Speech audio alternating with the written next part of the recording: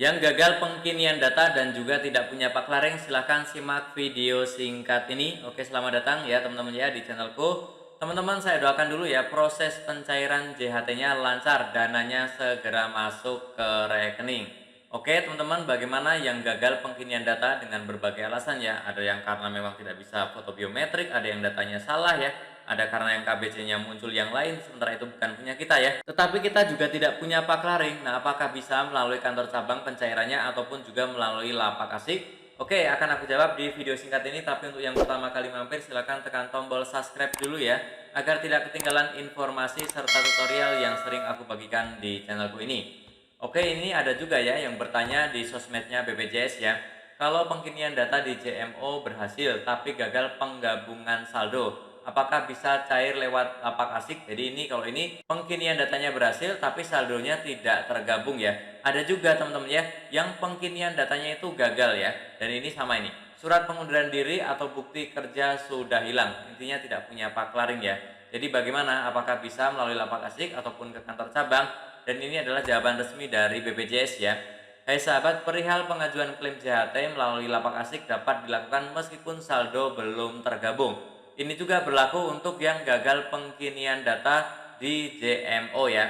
Sebagai informasi tambahan, dokumen pencairan JHT adalah EKTP dan kartu peserta jam sostek ya. Jadi EKTP dan kartu peserta jam sostek. Namun dapat kami informasikan bahwa dokumen paklaring tidak menjadi syarat wajib pencairan dana JHT. Oke, sudah clear ya teman-teman ya. Jadi teman-teman yang gagal pengkinian data ataupun pengkinian datanya berhasil tapi saldonya tidak tergabung, silakan bisa melalui lapak asik.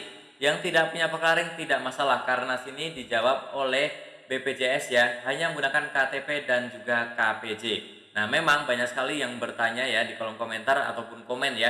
Di situ banyak yang bilang kalau ternyata tetap ditanyakan paklaring, kalau tidak ada paklaring tidak cair. Nah, itu memang ada beberapa petugas mungkin ya, petugas BPJS yang tidak paham aturan gitu. Sebenarnya yang tidak menggunakan paklaring itu bisa cair itu jawabannya udah lama banget ya, dari tahun-tahun lalu juga sudah sama.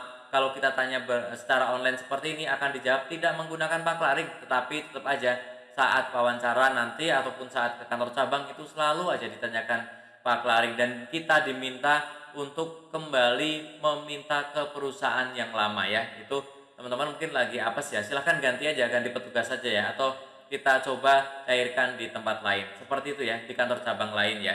Karena memang seharusnya paklaring itu tidak wajib, tapi kalau ditanya bukti kerja yang lain, teman-teman bisa menunjukkan misalkan ID card ataupun slip gaji ya, ataupun surat kontrak ya. Bahkan pernah ada yang komen menunjukkan foto waktu kerja juga bisa.